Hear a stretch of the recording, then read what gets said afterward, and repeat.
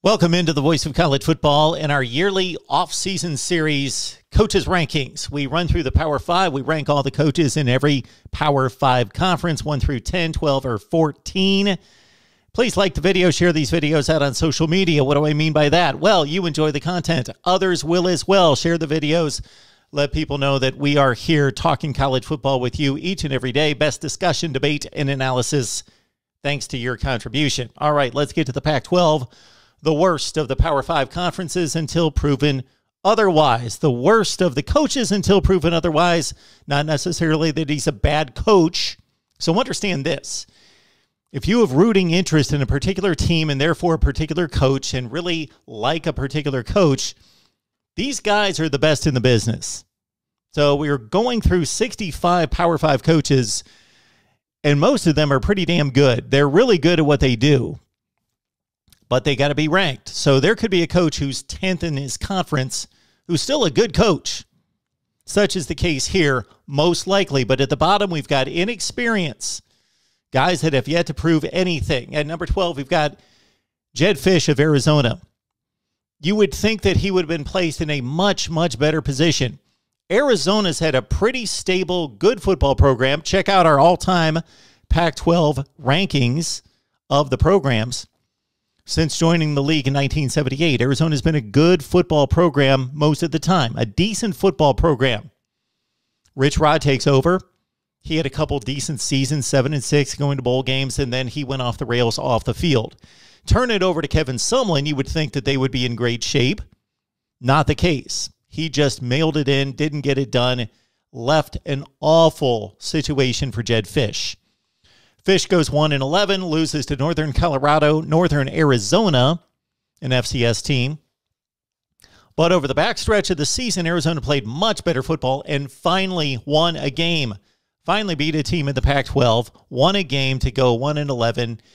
And Jedd Fisch now moves into 2022 in our coaches' rankings at number 12. Okay, Mark, why do you have a coach who has never coached a game as a head coach above a coach who you're saying is not doing necessarily a bad job? Well, we still have to evaluate Jedd Fisch based on 1-11, and we will see him attempt to resurrect the Arizona program. Versus Dan Lanning at 11, I'm rating this somewhat on projection, somewhat, mostly on track record. And again, consider that these rankings are based on what's going on right now. I'm not ranking, for the most part, legacy. Think Bobby Bowden and Joe Paterno late in their careers. I would not rank them 1 and 2 in the country as coaches. They had lost their fastball. They weren't as good as they were 10 or 15 years earlier. I'm ranking it based on right now. Who would I want to be the head coach of my team? And then I've got to verify that and confirm it and justify it with data. Dan Lanning did an outstanding job with remarkable athletes, of course, on the Georgia defense. What was impressive about Dan Lanning in his transition from Georgia to Oregon is he coached a defense in the SEC championship game, then into the college football playoff, and then to the national championship game while taking on the Oregon job. So he takes on a top 10 to 15 job in America, having never been a head coach before, and recruits out of his mind, maintains that class while he preps a defense for the college football playoff. And then the national championship game. Dan Lanning's impressive. We will see what he can do as the head man at a top 10 to 15 program in the country. Dan Lanning at Oregon. He's recruiting out of his mind right now, doing a nice job. We will see. Number 11 in our rankings. At number 10, we go to Colorado and Karl Dorrell. First year with the Buffs, mighty impressive in the COVID season of 2020 at 4-2. Smoke and mirrors to a certain extent. Colorado was pretty bad last year, 4-8. Statistically, the worst offense in the Power 5. One of the worst offenses in the country. So his track record at Oregon, kind of shaky, but it's only been 2 seasons, and Colorado's a difficult place to win. Dorrell, of course, was the coach at UCLA and had a pretty fair stint there at 35-27, 24-18 in the Pac-12. Consider that run is better than what Chip Kelly's doing at UCLA right now. Karl Dorrell at Colorado right now at number 10 in our coaches' rankings. At number 9, we go to Cal and Justin Wilcox. I loved this hire at the time. And through the first one or two seasons for Justin Wilcox at Cal, I thought he's got this program headed in the right direction. However, consider he's been there for a while now. And he's 15-25 in the Pac-12. 15-25 in the Pac-12. Now, he's got the enormous reputation on the defensive side of the ball at places like Tennessee, Boise State, Washington, USC, and, of course, Wisconsin, most notably. But it just has not transferred to Cal in regards to wins and losses. The offense is pretty bad, has been for his entire stay. He flipped the defense from the Sonny Dykes years, but still, Justin Wilcox not winning at Cal leaves him at number 9. At number 8, we go to a mighty impressive job turned in by Jake Dickert at Washington State this past season. We know the very odd circumstances surrounding Nick Rolovich, and he was fired by the university and much of his staff dismissed mid-season. So Dickert, newly named defensive coordinator, his first season with the program, has to take over as the head coach, starts winning some ball games, goes 3-3 down the stretch with a less than talented team, gets them to a bowl game. The bowl game was not an impressive showing by any stretch, but they did come back in the second half after making some adjustments. Jake Dickert doing a nice job at Washington State to rally the locker room, get them to play hard, put together a staff at the last second. This was not a guy that was with the program for 10 years and then got handed the job mid-season. He's just trying to find his way as a defensive coordinator, and suddenly he is the man at Washington State. He leads them to a 6-7 finish. All right, at number 7, you play to win the games. Herm Edwards. Well, how many games is he playing to win? You see the record right there. 25-18, 17-14 in the Pac-12. This has been a roller coaster run for Herm Edwards. When he was hired, many of us laughed. Many of us scoffed at the hiring of a TV analyst who has not coached in the NFL for 15 years and never coached in college football. All right, so that was the initial skepticism. He took the job. His first season was pretty successful, won some big games against decent opponents, Oregon in particular, and he started to win people over. Started to win some people over on the recruiting trail. So he's a motivator. He's a charismatic guy. He starts to recruit well. He wins some big games. He's got a hotshot young quarterback in Jaden Daniels. Things look up. The projection looks like it's headed in the right direction. However, things have flatlined on the field. He's not getting much done. He's coming off they lost to Wisconsin in the bowl game. 8-4, 8-5 with the loss in the bowl game to Wisconsin. Can't make any ground up in a bad division. And again, there are NCAA investigations coming, really ongoing right now. We will see the result of that. Herm Edwards right now at number 7 in our coaches' rankings. At number 6, we go with Kalen DeBoer. Did a strong job at Fresno State, especially this past football season that set him up for the job at Washington. And, of course, he takes over a program that has won in the past, was super solid under Chris Peterson, fell apart under Jimmy Lake, still should be a solid foundation there to recruit. Good facilities, good place. They've always won there at Washington. Kalen DeBoer, a good fit at Washington. Big offensive reputation by Kalen DeBoer. Should be able to fix that side of the football that was deplorable in 2021. At number 5, an interesting case. There are 2 coaches in our top 5 that are just interesting in regards to the rankings, because you could go either way on this. So this is a current ranking. Chip Kelly. Currently, Chip Kelly's not getting the job done at UCLA. It's been deplorable. He took over for Jim Mora, and Jim Mora brought in top 15 to 20 recruiting classes, and Chip Kelly couldn't do anything with them except lose to everybody in sight.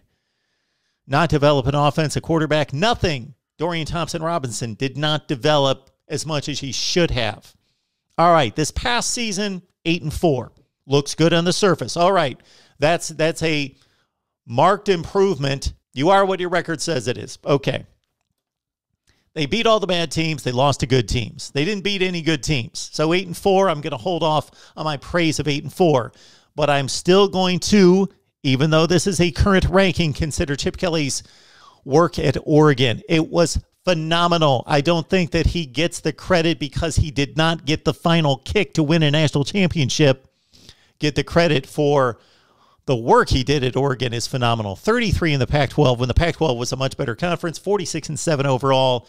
He had a top 5 program every year he was at Oregon. But Chip Kelly, 10 or 12 years later, the offense isn't ahead of the curve. It's not the latest, the best trend. He's a bit outdated. I got him at number 5, coming off a decent 8-4 campaign. At number 4, we go to Oregon State and Jonathan Smith. He was a hero at Oregon State, led the Beavers to a Fiesta Bowl win, a top 3 finish in the rankings. Consider that, young football fans. Oregon State finished in the top 3 in the country at 11-1. So Jonathan Smith comes back a few years ago, and he inherits the worst football program in the Power 5.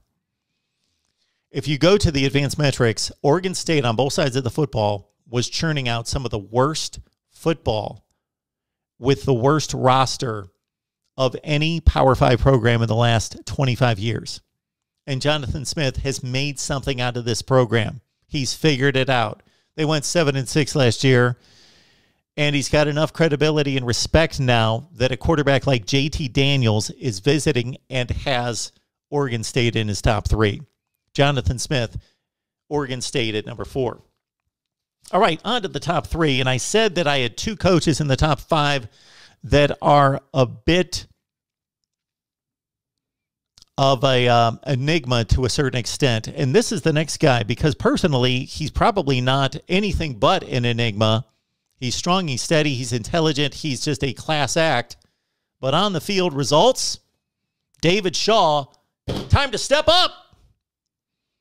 He inherited a tremendous program from Jim Harbaugh. Credit Harbaugh. Harbaugh lifted Stanford from nothing, from the abyss, to national prominence, winning BCS bowl games. David Shaw maintained it. Credit him for maintaining, but he did not build the Stanford program. And his first 4 or 5 years were remarkable, winning Pac-12 championships, going to Rose Bowls. And since 2017, it's been a bad run. David Shaw at one point at Stanford was 64-17. Since then, 11-19. 4-8 2 years ago.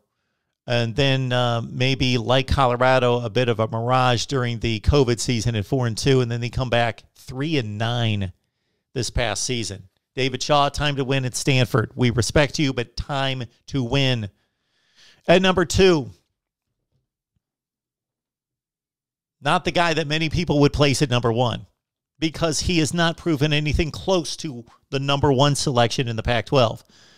Our number 2 coach in the Pac-12 is Lincoln Riley. Yes, he's the home run hire, gets all the fanfare. He's the rock star. He's brought in a number of talented players through the transfer portal. The recruiting is taking off. All those things are accounted for, certainly. Let's go back to Oklahoma. Bob Stoops made the Oklahoma program what it is today. Lincoln Riley took it over and upgraded the recruiting. Brought it from a top 10 or 12 recruiting status to more like top 5 to 8 in the country. So the recruiting improved. The first season was remarkable. They actually competed with a national power, Georgia, in the college football playoff. But since then, Oklahoma was not as good in 2018 as they were in 17, or in 19 as they were 18. They declined each season under Lincoln Riley.